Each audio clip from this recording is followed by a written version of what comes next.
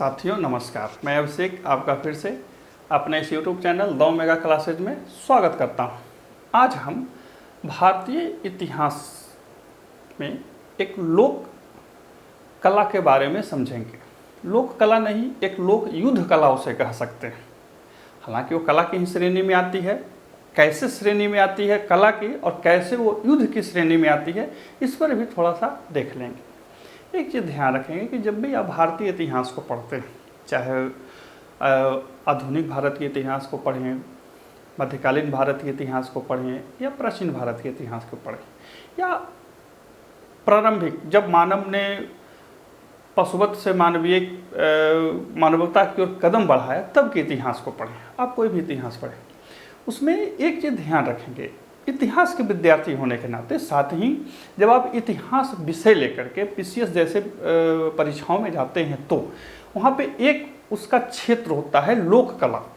उस पर जरूर ध्यान रखेंगे, क्योंकि लोक कला जो होती है वो इतिहास को बहुत व्यापक रूप से जल्दी प्रभावित नहीं करती है, लेकिन धीरे धीरे ही सही वो इतिहास को प्रभावित करते रहती है। आप जब 1857 की क्रांति पढ़ते हैं, आप जब आधुनिक भारत में अंग्रेजों के साथ जो संघर्ष को देखते हैं, तो उसमें आपने पढ़ा होगा कि भारतीय राष्ट्रीय कांग्रेस ने किया, जिन्ना ने वो किया, गांधी ने किया, ये सब चीज़ें चलती हैं, पढ़ते हैं, पढ़ी नहीं पढ़ती है। लेकिन कभी आपने उन लोक कलाकारों के बारे में पढ़ी है जो देशभक्ति के गीत गाया करते थे?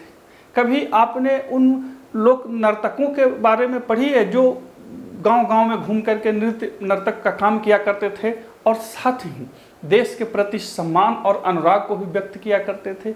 इसके अलावा वो लोगों को जोड़ने का भी काम करते थे, लोगों को, छोटे छोटे लोगों को। उस दौर में इतने बड़े ट्रेन, हवाई जहाज, बसेज नहीं थी। अब पेपर इतने नहीं आते थे कि लोग आ जा रहे हैं, घुल मिल रहे हैं, ऐसा नहीं था। ये जो लोक कला के जो लोग थे या लोक कला को या अपनाने वाले लोग थे, जिनकी आजीविका इन पर चलती थी, वो बहुत बड़ी व्यापक भूमिका निभाते थे। एक छोटी सी बात बताता हूँ, आपने हरबोलों का नाम सुना होगा। वही हरबोले जिसे सुभद्रा कुमारी चौहान की मशहूर कविता बूंदे ले हरबोलों के मुँह हमने सुनी कहानी थी। आप कभी पढ़ें कि आखिर हरबोले कौन थे? जरूर ध्यान रखना चाहिए, पढ़िए, समझिए, तब समझ में आएगा कि ये लोक कला जो होती है या और लोक कला को चलाने वाले जो लोग होते हैं, कैसे समाज में एक महत्वपूर्ण भूमिका निभाते हैं। उसी कड़ी में आज हम एक छोटी सी लोक युद्ध कला या लोक कला के बारे में समझेंगे, जो मणिपुर के मुख्यतः मैतेई जनजाति से संबंधित है।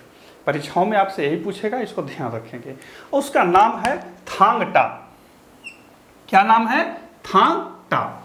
थांग टा जो है ये मणिपुर के मैतेई समुदाय की एक लोक युद्ध कला है। इसमें तलवार, भाले इत्यादि जैसे बाह आवरण को, जिसे बाह आवरण कहते हैं, तलवार है, भाला है, मुख्यतः तलवार और भाला ही होती है, को इस प्रकार से उपयोग किया जाता है, इस प्रकार से क्या कह सकते हैं, भांजा जाता है कि श्वास, आपकी चेतना, बुद्धि और शरीर सबका समायोजन हो सके। सोचिए, हम आप युद्ध में जब जाते हैं या सुनते हैं कि लोग युद्ध लड़ने गए तो तलवार भांज रहे हैं, नहीं, ये सिर्फ तलवार भांजने की कला नहीं, ये सिर्फ भाला फेंकने की कला नहीं। इसमें श्वास, शरीर, चेतना, बुद्धि और फिर बाह आवरण यानी कि तलवार और भाले का उचित समायोजन विकसित किया जाता है। इसीलिए इसे एक विशिष्ट लोक कला माना जाता है। भारत जानते हैं नाना प्रकार के क्या कहते हैं, मानवीय समूह का महासमुद्र है। यहाँ पर लोग तरह तरह के चीज़ों से समायोजित होते हैं, तरह तरह के चीज़ों से क्या कह सकते हैं, निर्देशित होते हैं। हर तरह के समुदाय, हर तरह की जाति, हर तरह के वर्ग और सबकी अपनी अपनी विशेषता। इसी कड़ी में आज हम मैतेई समुदाय के एक लोक युद्ध कला थांग टा के बारे में संक्षेप में समझेंगे। संक्षेप में इसलिए कि पीटी में परीक्षाओं में कैसे पूछेगा और मेंस में कैसे पूछेगा। मेंस में छोटे छोटे नोट्स के रूप में इसके बारे में पूछा जाता है, मैं दोनों को बताते चलूँगा। तो सबसे पहले देखिए क्या है थांग टा। थांग टा क्या है? तो थांग टा जो है यह मणिपुर का एक शस्त्रों से परिपूर्ण एक युद्ध कला है। इसमें भाग थांग का मतलब होता है तलवार एवं टा का मतलब होता है भाला। याद रखिए थांगटा, थांगटा जो लिखा हुआ है मैंने देखिए एक मोटा मोटी लिख दिया है, इसे मैं बोल के बता देता हूँ। थांग का मतलब होता है तलवार और टा का मतलब होता है भाला। मणिपुरी मैतेई भाषा जो जन समुदाय जो भाषाई उपयोग करते हैं उसमें थांग का मतलब होता है तलवार और टा का मतलब होता है भाला, इसीलिए इसे थांग टा कहा गया। क्या कहा गया है? थांग टा, यानी कि तलवार और भाला। हालांकि एक चीज ध्यान रखेंगे कि ये लोक संस्कृति वाले जो लोग होते हैं वो आक्रामक नहीं होते। इनकी पूरी ये जो कला है वो युद्ध के लिए नहीं बनाई गई। ये पूरी कला सुरक्षित, अपने आप को सुरक्षित रखने के लिए बनाई गई है। ये चीज ध्यान रखेंगे मेंस परीक्षाओं में जब लिखने बैठे, इसको जरूर, इस पॉइंट पे जरूर ध्यान रखेंगे।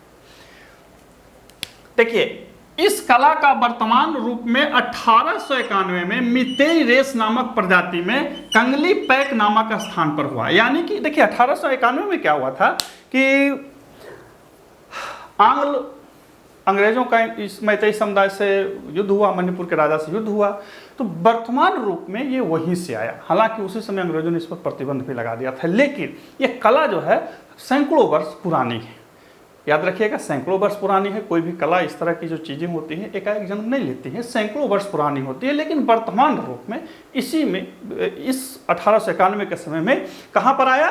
कंगली पैक नामक एक स्थान पर इसकी उत्पत्ति मानी जाती है कि आधुनिक रूप में यहाँ पे आया। ध्यान रखिए ये आधुनिक रूप, पुरातन रूप में नहीं। पुरातन रूप में यह मैतेई समुदाय में सैकड़ों वर्षों से विद्यमान थी, लेकिन 1891 में इसे वर्तमान रूप प्रदान किया गया।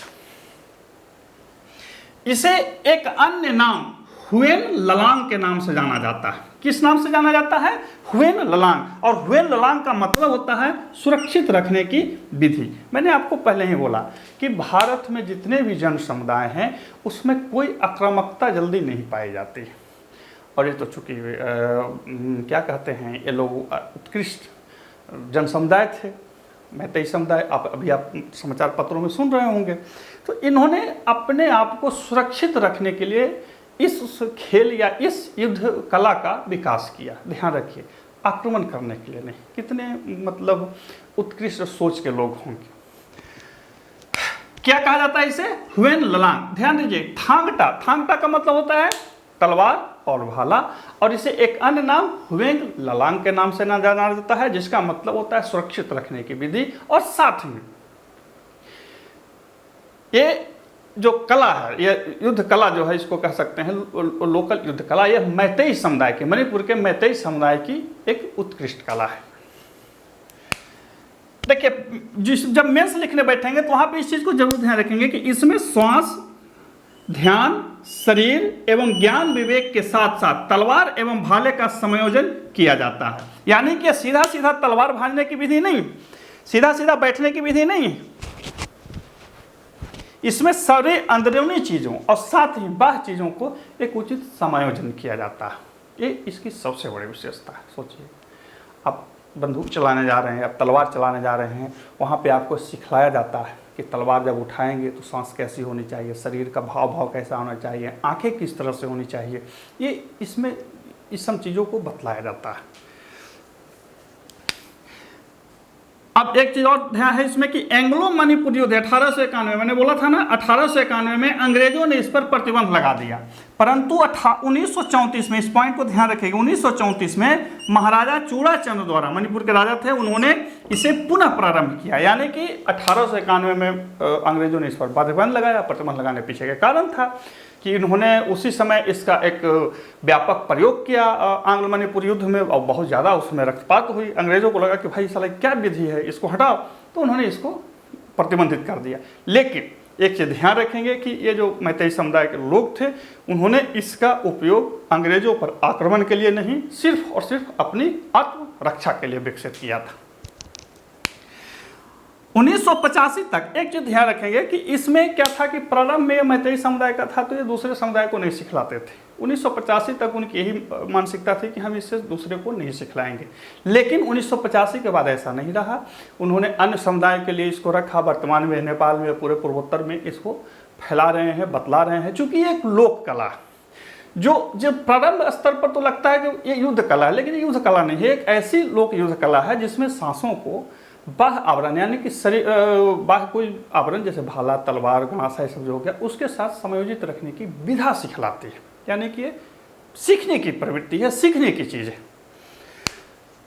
एक पॉइंट हमने लिखा है कि ओझा प्रेम कुमार इसके सर्वश्रेष्ठ ज्ञाता, या कहिए कि वर्तमान में सर्वश्रेष्ठ ग्रैंड मास्टर कौन है? ओझा प्रेम कुमार।